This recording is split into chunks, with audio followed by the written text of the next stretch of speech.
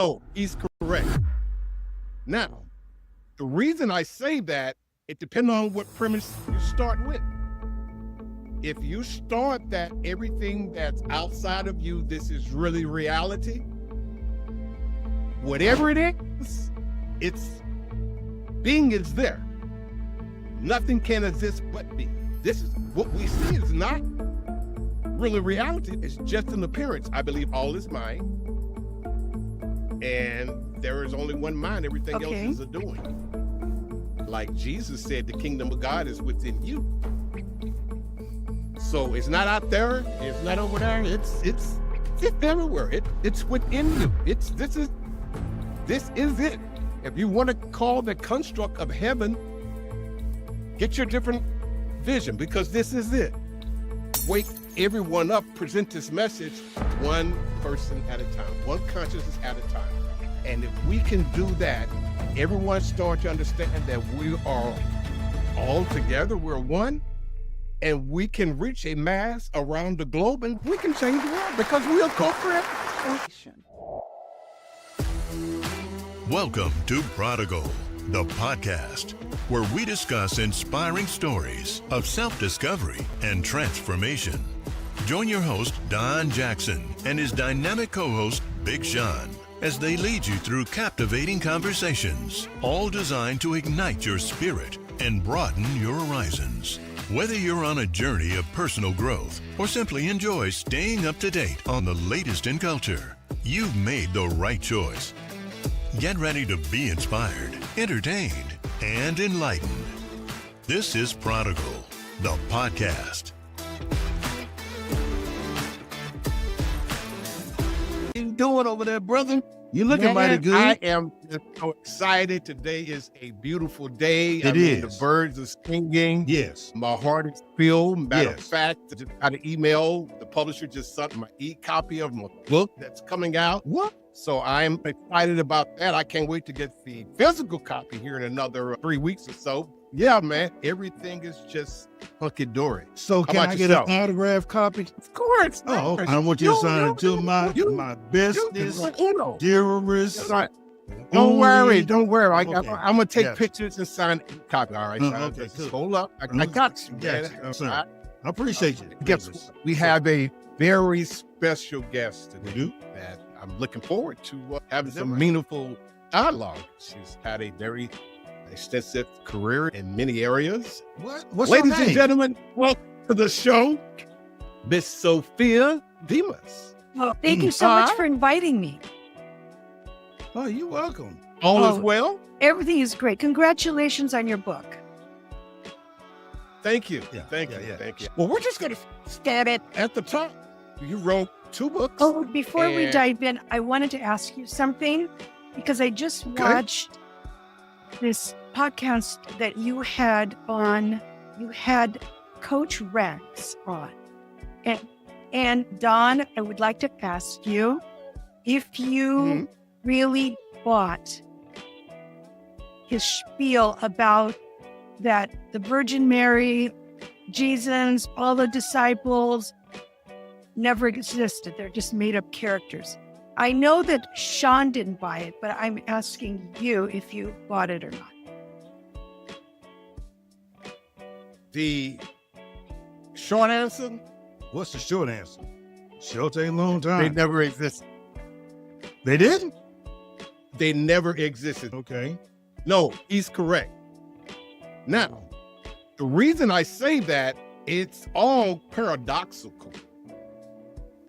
It depends on what premise you start with. If you start that everything that's outside of you, this is really reality, and just like I see you guys, your avatar walking around and so forth, then no, historically you can't find them. No one can to them. I mean, and the facts that are out there are just circumstantial. They're not real facts. Now, that's that side of the story. Now, my premise is only one thing is happening. So if there's only one source, consciousness, God, whatever higher power you subscribe to is unfolding in upon itself. So whatever it is, It's being is there. Nothing can exist but being. Okay, We're like, let me ask you yes, something. ma'am. Do you believe that the brain is capable of creating consciousness, and that consciousness is in your brain, or consciousness is everywhere and your brain clicks into it? I go with the late. You're not your body. Your body, consciousness is all that there is. This body is in consciousness. We just perceive with our perception, our faculties. We touch, taste, smell, hear. Those are our windshield. It's kind of like flying a plane in a cockpit. Those are our cockpit. That means other stuff is out there, but we were only developed over time to have the faculties that we need to survive. And so if I have Don lens on, means perception, that's how it's going to appear, but that don't mean that's all that it is. This is what we see is not really reality. It's just an appearance. It's not the real reality, because matter upon 99.9 is empty space. So no matter you keep going digging and down and breaking down whatever, it's going to be empty space. I agree with that. If you look at a steel beam, you look at the steel beam and you go, oh, this is really a solid object. But in reality, it's little waves. So Correct. We ascribe what we perceive, but then there's another reality. Yes, ma'am. You said it in a nutshell. Hit the nail on the head. You hit the nail on the head. So I believe there's only one. I believe all is mind. And there is only one mind. Everything else is a doing. A doing of that. It's like the guitar string. It's nothing to the string, the sound, but the pluck of the string. It's only one thing happening, and that's me, that's you. We're the same source. It's like consciousness, God, playing chess by itself on different timelines. But it's the same source. Same source. Different personalities, different experiences, but the same source. And those experiences, I believe, when we die, not die, but when we transform, because we were never born, so we can't die, those experiences that we experience is seeded back into the whole. It is seeded back into the whole and give a different experience. But all we have to work with it are the archetypes.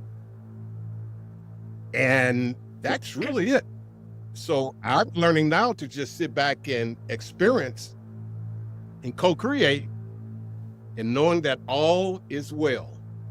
And now I don't judge anyone. I don't judge myself. I just live through the telos and umpsons of all that there is. And like Jesus said, the kingdom of God is within you. So it's not out there. It's not over there. It's everywhere. It's within you. This is it. If you want to call the construct of heaven, get your different vision, because this is it.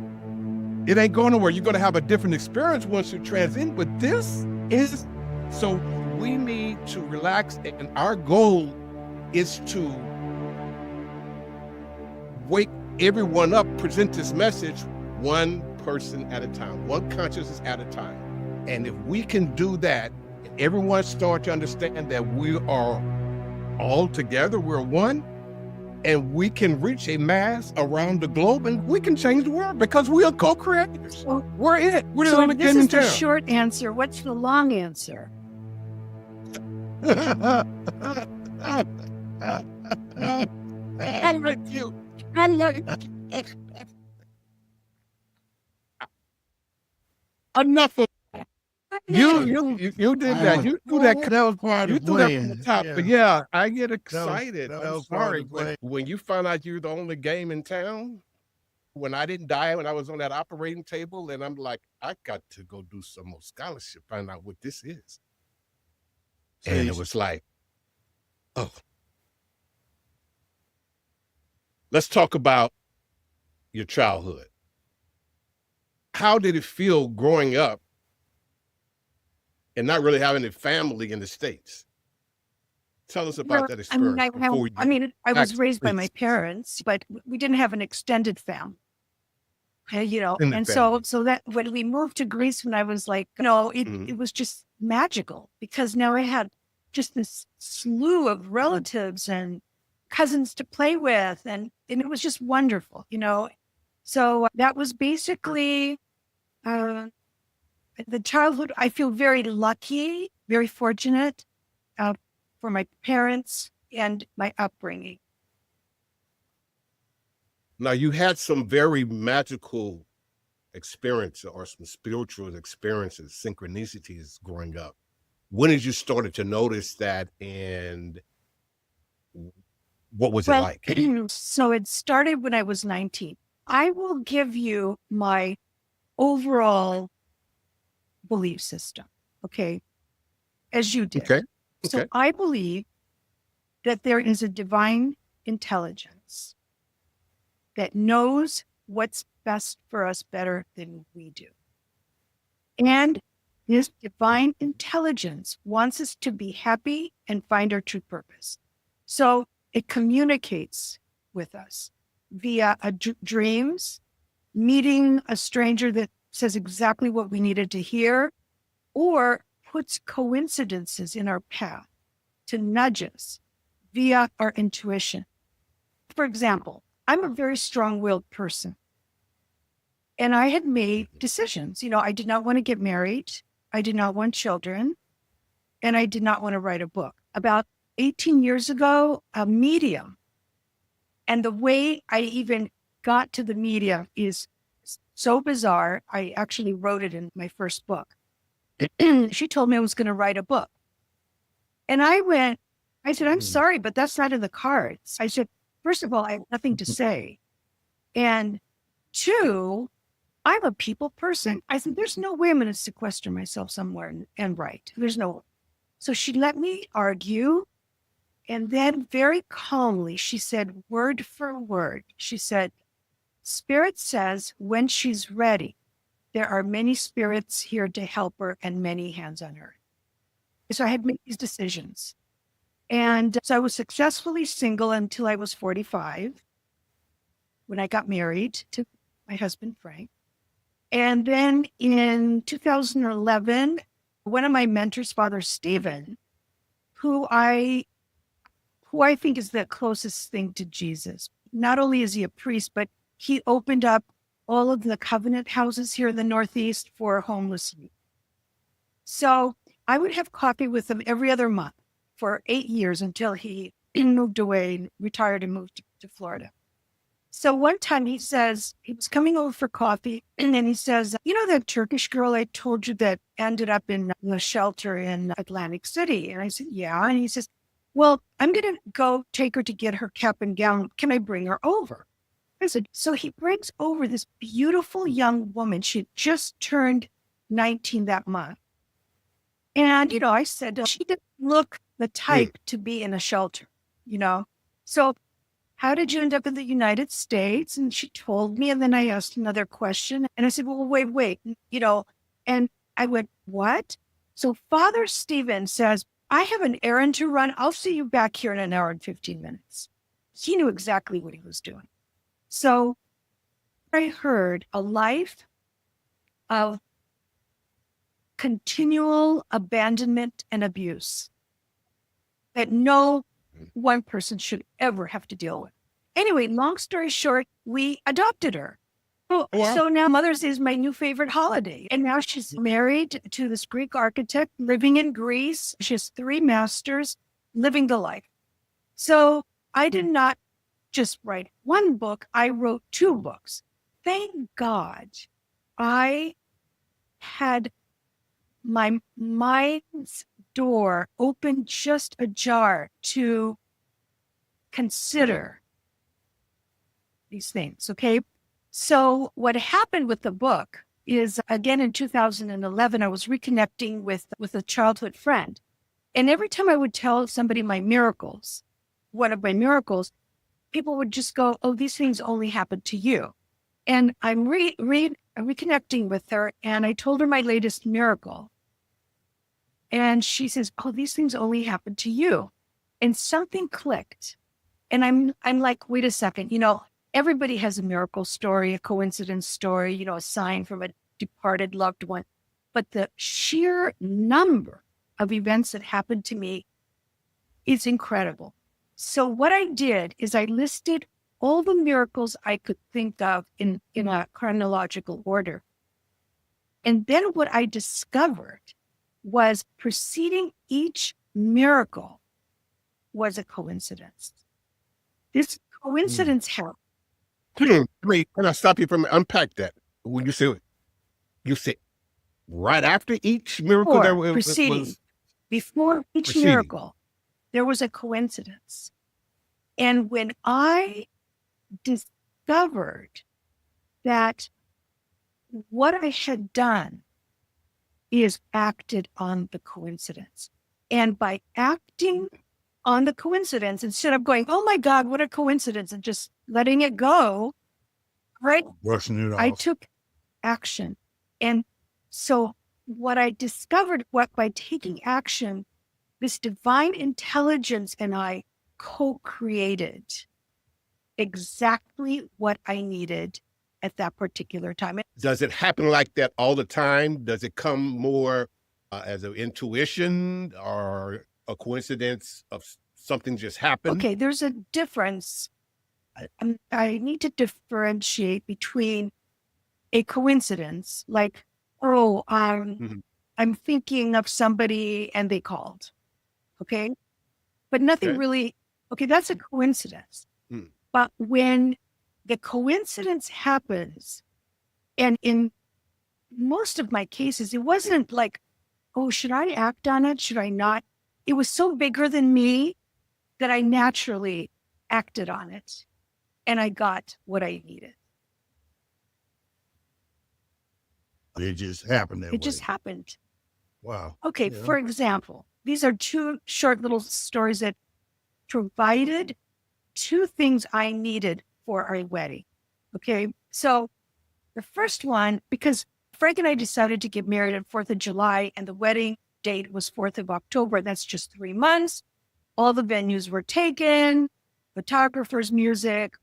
So, we're going to do whatever. So I called my friend, and a man answers that's not her husband. And I asked for her, and this guy goes, Sophia, is that you?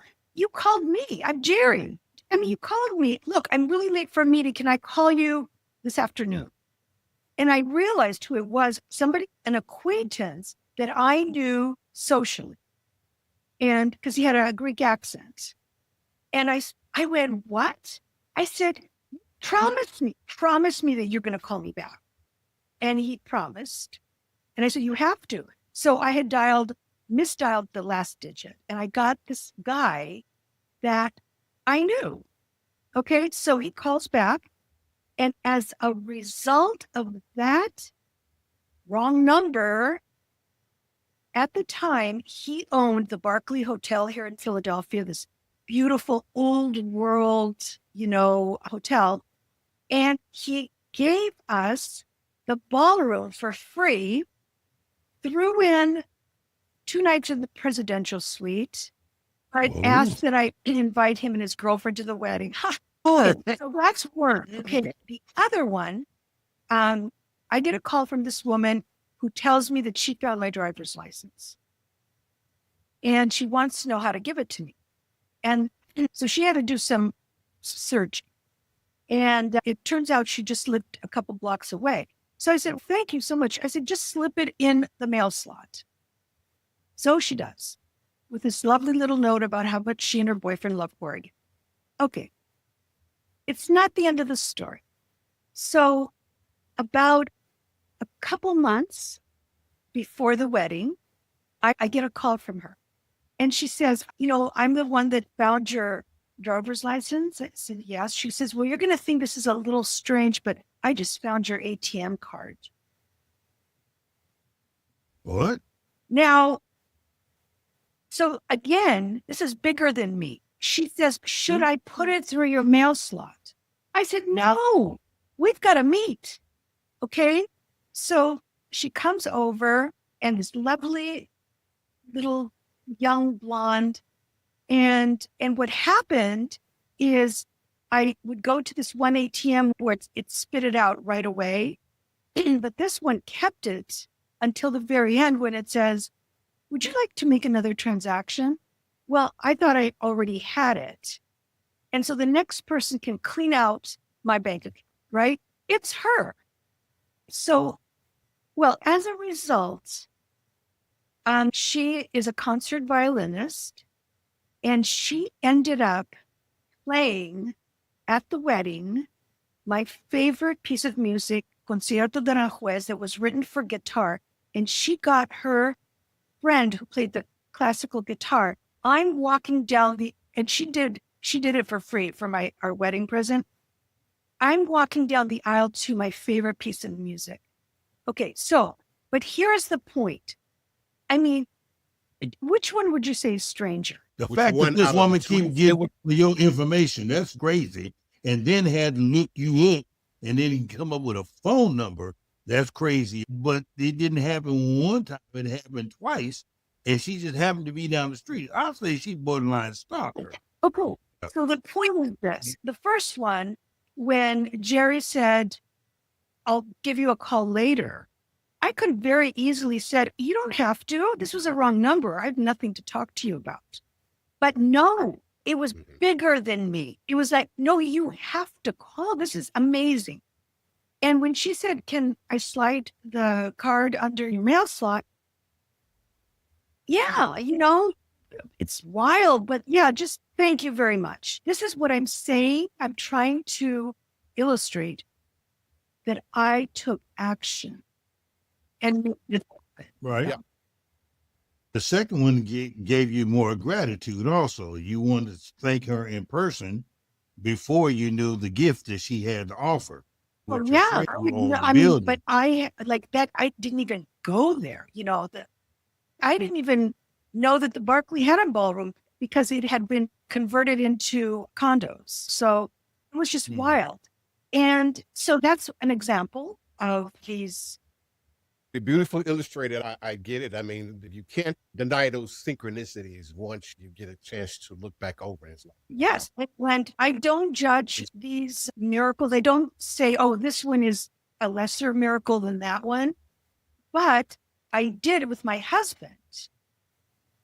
I discovered early on in our relationship that he was a rager, that he had these anger issues, all pointing to childhood issues. And like I would do a gesture or something, and he would take it like I'm belittling him, and he would go into a rage.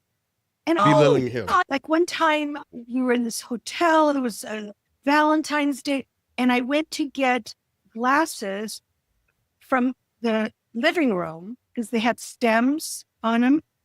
And so I brought in the water, two glasses filled with water from the bathroom. And he goes in a rage because he had brought cognac, and I'm belittling his cognac by using the glasses for water. And I'm saying, but there's nicer glasses in the other room. And he's like, going crazy, Anyway, but I saw her. He needed that drink. So I didn't leave because I saw how much he wanted the relationship, He found a great therapist. Then he found this group of men, these ragers, a bunch of ragers. He became the poster boy, but he would still rage. So finally I went, bye-bye, later, and I left. And it got to the point where I never wanted to see this man ever again.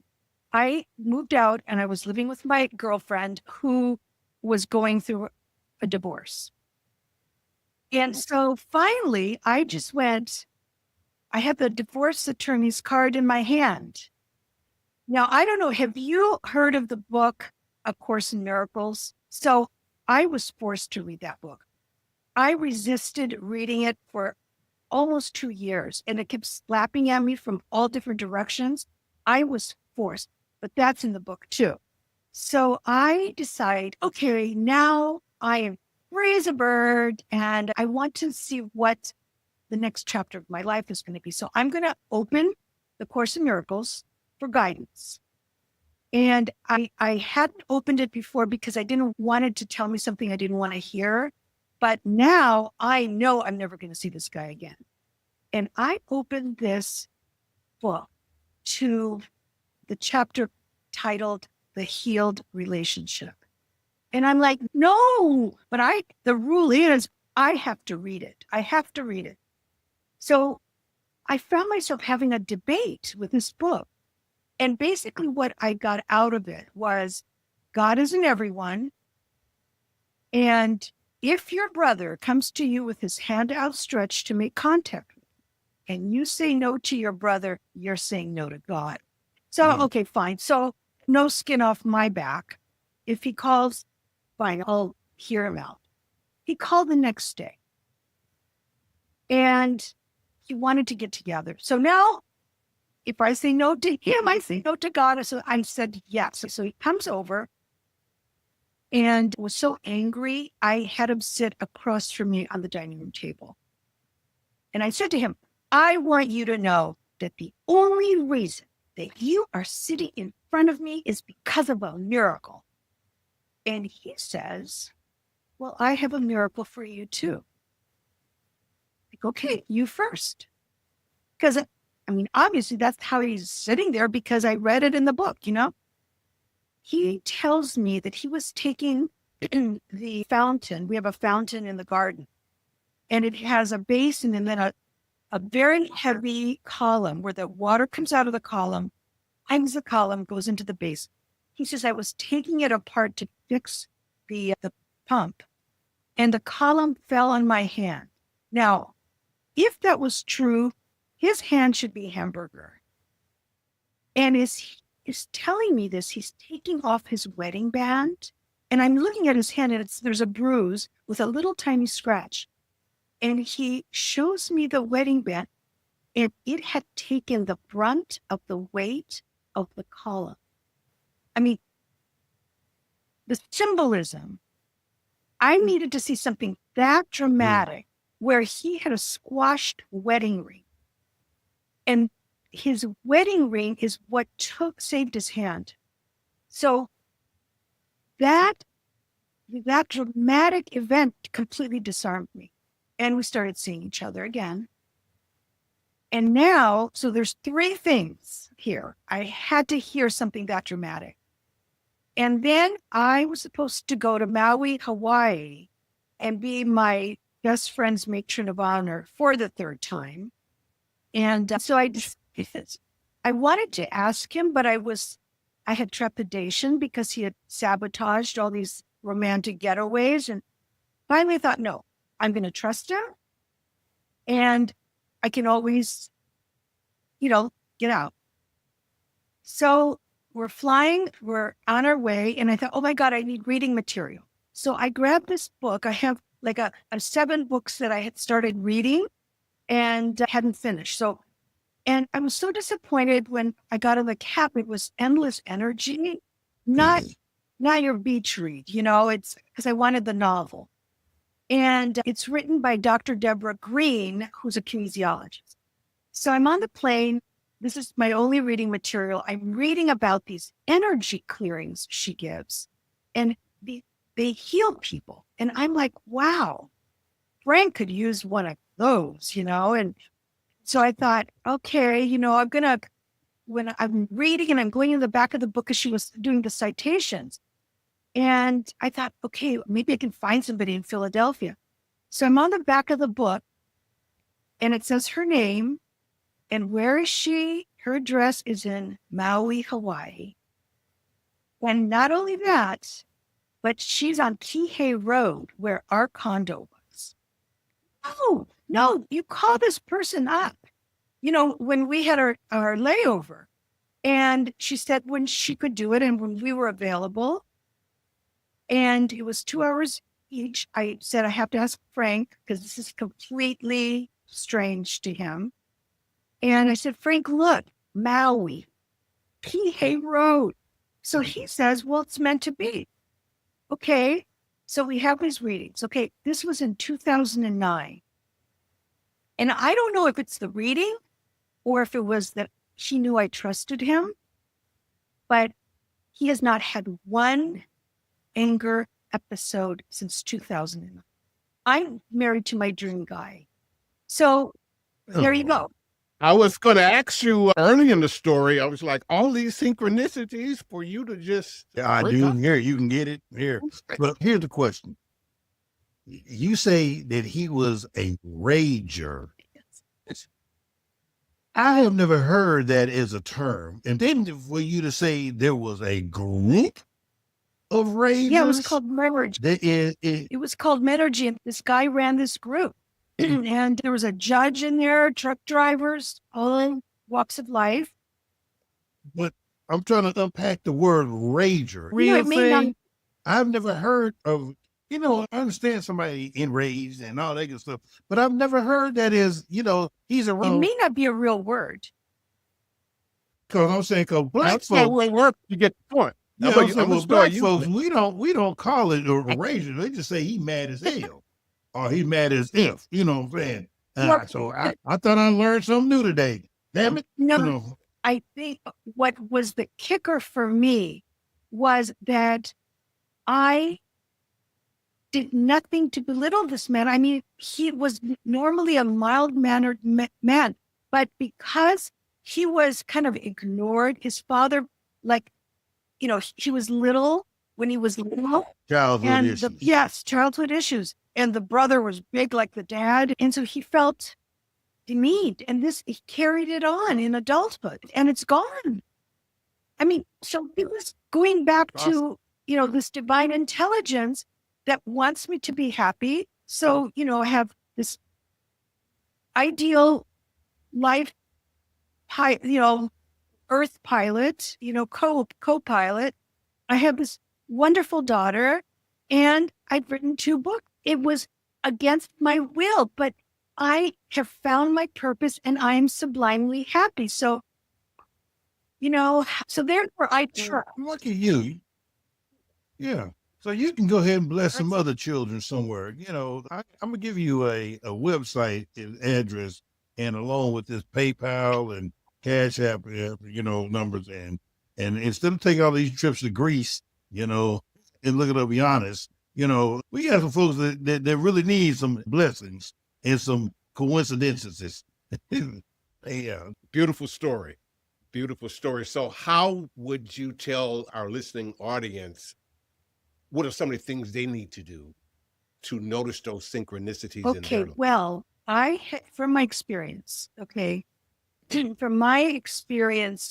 talking to people, when you start talking to them, they start bringing things that they hadn't seen as a miracle or a coincidence. Like, that's how I met my wife, is I was walking down the street and I don't know why I went the other way. I went another way and this woman's coming and our eyes locked and we passed each other and I turned around and I went and got her and now they're married, So if people can just maybe start thinking, how did they get that job? Okay, so universe communicates with us through the dreams and the coincidences.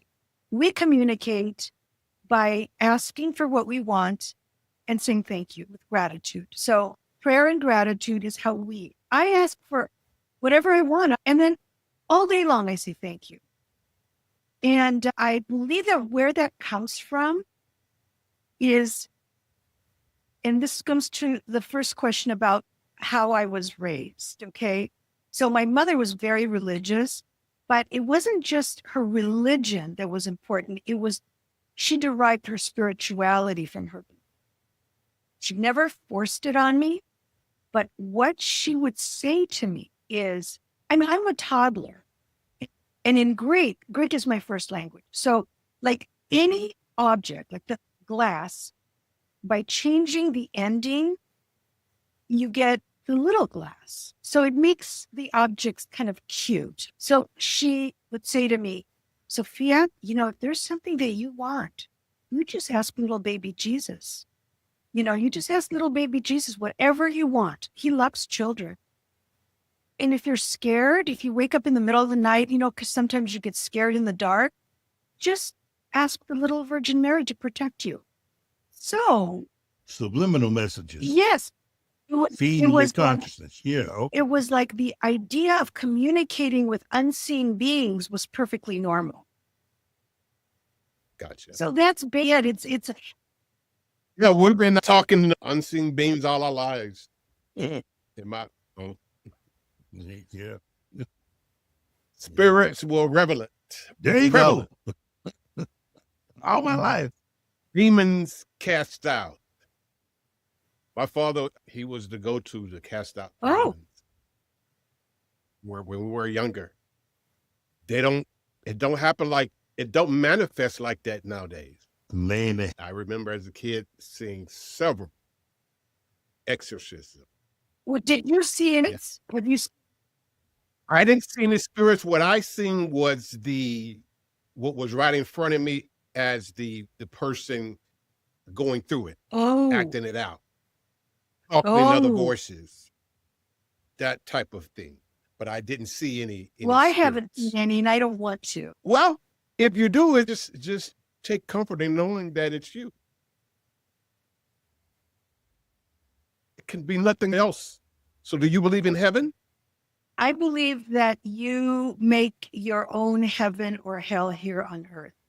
But I do believe that when we die or when we make our transition, we simply shed our skin. And we are as conscious as you and I are right now, just as conscious. And that's the second book, the one, Consciousness Beyond Death, is, 7 out of the 10 chapters are my experiences with spirit communicating, and 3 are of close friends. And I can't pick which one is the strangest. But I believe that, and what is really exciting to me is that both books have gotten the attention of scientists. I find that very, very interesting that they're kind of catching up. So you merge spirituality with science. I just think that the Or it scientists meets- are Following her well, book. for example, right now in science, synchronicities are trending. This very interesting group called the Scientific and Medical Network in the UK, it's a group of esteemed scientists that study paranormal. And they invited me to help plan and participate in the Synchronicity Summit. I was the only non-scientist, non-academic in the group. We were invited to submit essays, and they created a book. They published a book of the essays, and it's called The Playful Universe. And I'm chapter 17. They sound like religious converts. It's like, oh, I was a materialistic scientist. I had to see to believe, but now with the synchronicities. So they're opening up. But here is what's I believe is very, very interesting about the second book. So have you heard this book titled Proof of Heaven? I want to say I heard the title, but I'm not sure. Neurosurgeon has a near-death experience and writes about it in this book. He read my first book and loved it. And when he found out that I was writing a second one, he said, send me the manuscript so I can endorse your book. So I thought, oh, great, Well, he writes back and he says, I'm sorry, I cannot endorse your book because there's not sufficient discussion of consciousness. That is BS. Okay, the whole introduction is about consciousness, written by Dr. Deborah Green, who did the energy clearings. But what he was saying to me was code for, I can be a scientist, I can almost die, go to heaven, come back and write about it, because it's an NDE, near-death experience. And NDEs have been studied for decades. But I can't touch your topic with, okay? Well, lucky for me, just before publication of the book, a new scientific field has emerged. ADC, after death communication. So now they're all interested in the second book. Wonderful. Scientists are catching up. I mean, everything is really coming to a point, philosophy, science. You're right. When I started to write the first book, I felt this urge to study quantum mechanics. And my faith is unshakable.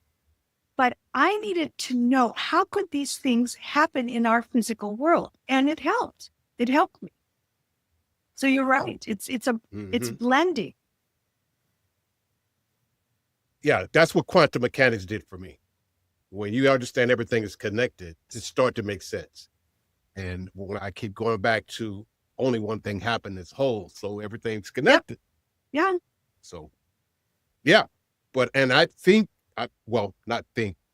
people I do talk to that are deconstructing Christianity or whatever religion, that's what I recommend that they do. It helps them fill the void and get their mind off of analytical thinking in religious terms. But if you can just see some practicality of some real good scholarships that's already out there, then it can help you. Yeah, and my religion is Greek Orthodoxy, and the doctrine is close to quantum mechanics because God is not on a throne somewhere up there.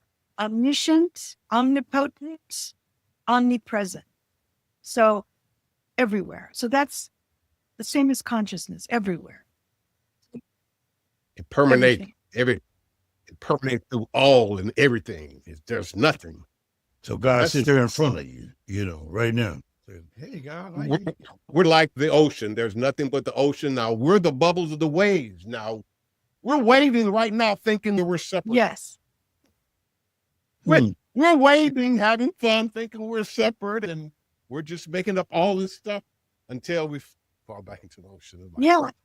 Father Stephen would go, he would say, the only thing that is separating you and me is skin and bones. So tell us here, Miss Sophia, where is it that can we find these books? You got 2 great best-selling books. Where can I go and find it? Well, they're on Amazon, and I'm just publishing the second audiobook now. So I did the second book, Consciousness Beyond Death, first, and the Divine Language of Coincidence. The first book is what is getting published now. Both books are on Amazon. They can be ordered online, Barnes & Noble. You can go to my website, which is my name, Sophia Demas, DEMAS.com, and you can find out about the books there. So they're pretty easy to get to. You got a special going on as far as the sale, the price on these things? Well, Amazon, it's Amazon. Oh, okay, so you don't get to name your price? Okay. All righty. Just want to know. I didn't know if our viewers can get a 25% discount, say, hey, I seen you on, or I didn't know if you had anything working for the day. Today's, Tuesday? You have Go ahead, man. I read something. You have a course. Or you have a workshop, a 12. Okay, so, I've had 3 careers. Okay, so I had 10 years in architecture. I worked in architecture. 10 years, because the last stint in architecture, I was designing biotechnology laboratories, and it was as far from beauty as you can get. So I started my couture fashion business. So I designed dresses. I was in fashion for 10 years. And then I went back to school and graduated. I got a master's in counseling psychology when I was 50 and created this 12-workshop program called Living a Fearless Life, which was designed to enhance self-esteem in incarcerated women. The Philadelphia prison system piloted it. They would not give me funds for it. So I got a grant from the Department of Economic Development. I've done it for a lot of at-risk women. And I just retired. My employer was the Salvation Army. So I was the in-house counselor for ex-trafficked women. And there was a lot of trauma associated. You know, I had some success stories. So if I could help, and that's my true purpose, was helping others. That's it. It became my true purpose because divine intelligence pushed me to it.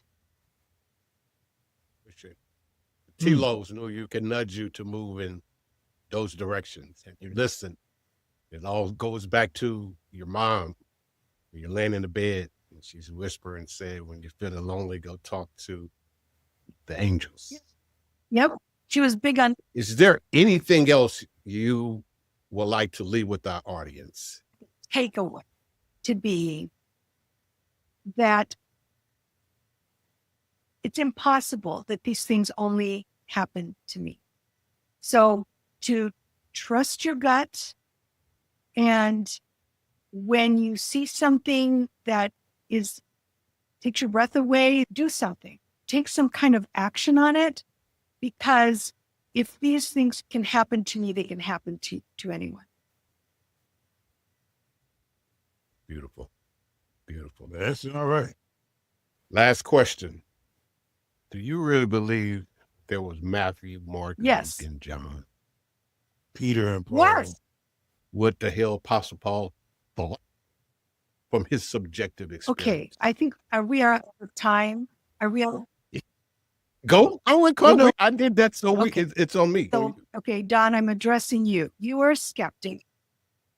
So Yes, ma'am. I'm going to tell you this little story, then you can tell me what you think of it. Well, anyway, so there was this German nun, okay, and she was bedbound, and she would report that she had these visitations from the Virgin Mary. And so this priest would come, and then she would tell the priest what the Virgin Mary told her. And Weekend. That's matching. I have 3 spots available. I'm sorry, go ahead. so she reports that the Virgin Mary told her of her house. She told her about her house in Turkey, in Ephesus, that St. John, who was an apostle, because Jesus said to him, you are treat her like she is your mother. So he went to Turkey, Ephesus, and built a church and brought the Virgin Mary to Ephesus. And this nun drew a diagram of a cross.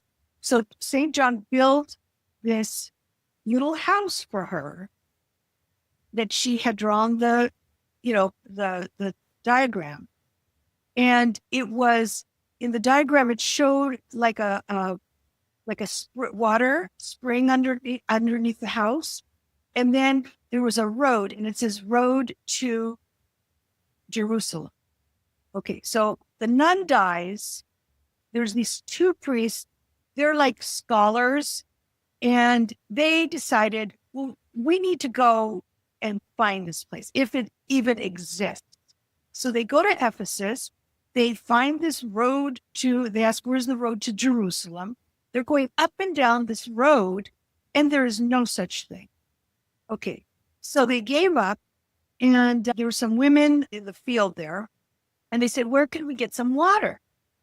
And the women said, well, there's this little tiny monastery, this old monastery over there, okay? So they go over there, and there it is.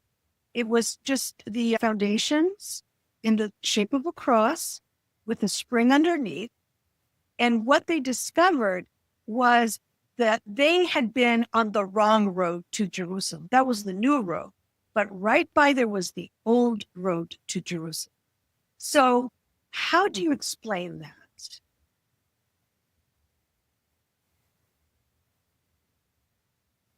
I can't explain it because I didn't experience it.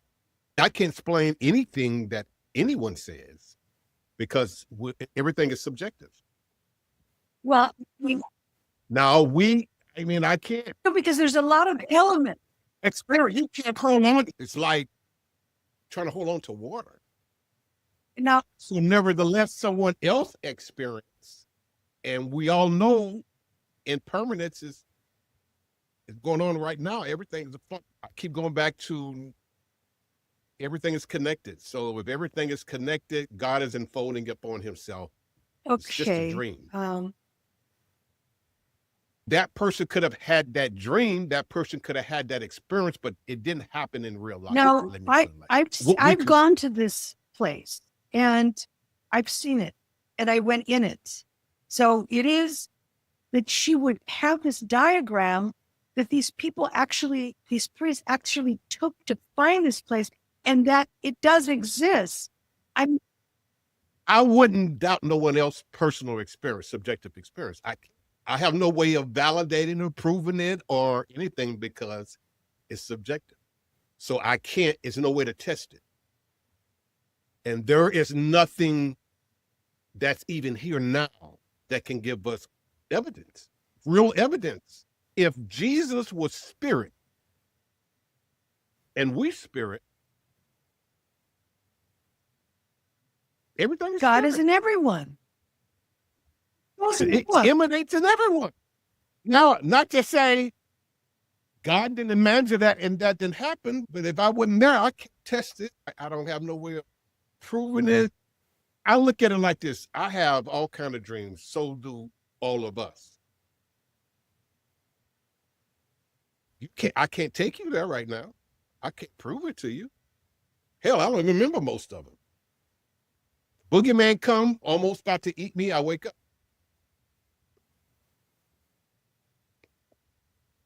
When you die, the same thing. You wake up. And I'm gonna say this, and I'm gonna let you go because you've been very grateful with your time. Now, this is very controversial. It's all a paradox. And the only, not comfort, but the only thing I tried to wrap my head around now is evil. Which evil is just only the opposite side of the spectrum. People are getting killed every day.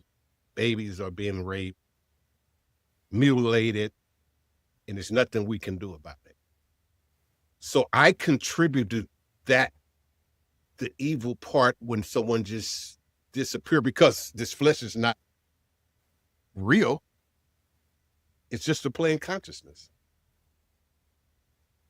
You have to lose the ego. The ego is the only thing that think it's somebody. It think it's really dumb. And also it's the opposite of the, let's call it Holy Spirit. The ego wants separation.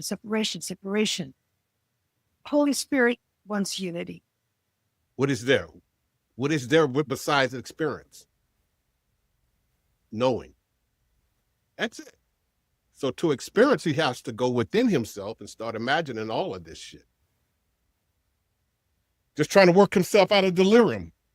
And as we have these experiences, she experiencing himself, we see that back into nature. And the spirits can keep coming. You have another different experience. Now, nothing is preordained. Consciousness just does what it wants as it wants. Nothing is predetermined. Don't. We only been here, what, 200,000 years? We've only been able to metacontinentize, re-represent what we think the last 30 to 50,000 years. We're just little planet people on this little rock in nowhere thinking we're the center of attention, and we're not. We are.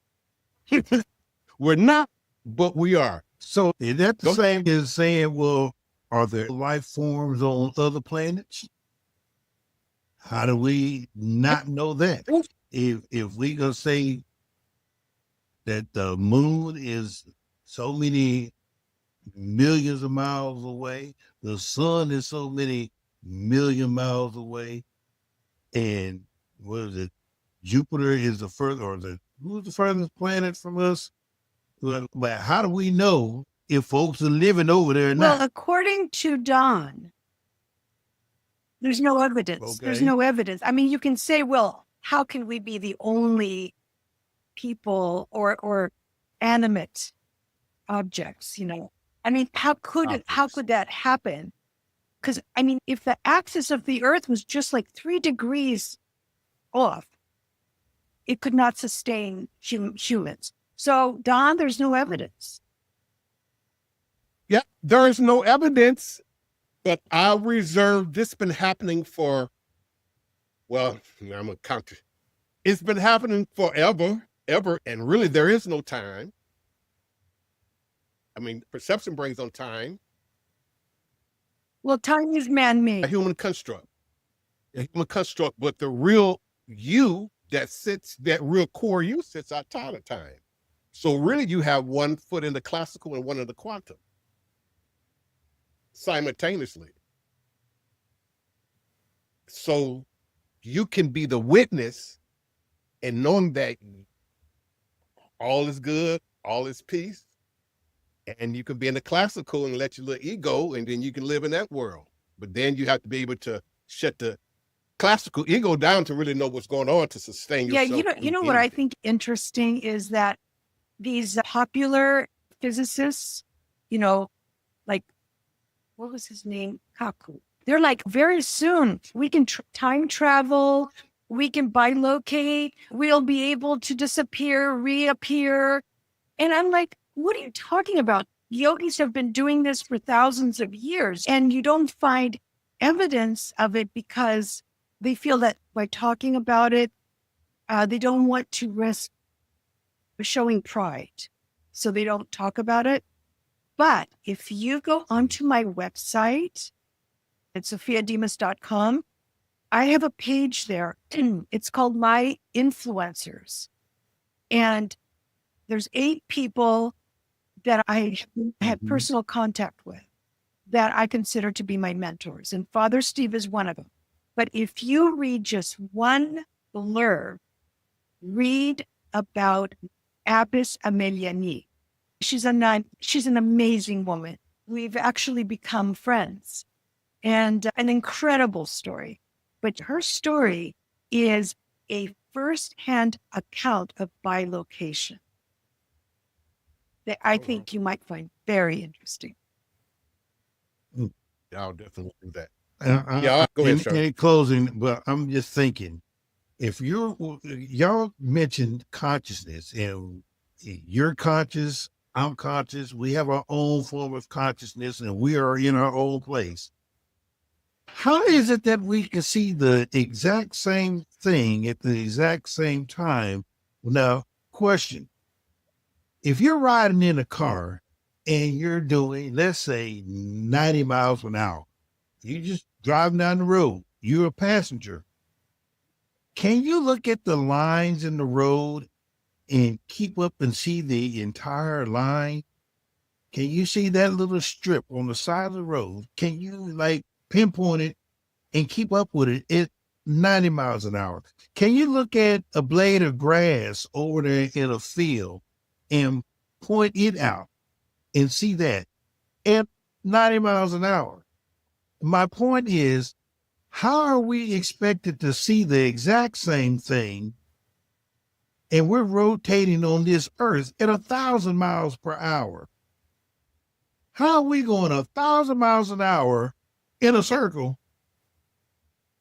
and we're supposed to see the exact same thing amongst us? Well, I don't know. This is why you have the Supreme Court and judges and lawyers, because everybody has their side of the story. Everybody sees the accident, and we have 3 different versions of the accident. And this is why you have judges, because, you know, you plead your perspective, the other person pleads their perspective, and then this person who should be impartial sort of comes up with the truth, which is not the truth.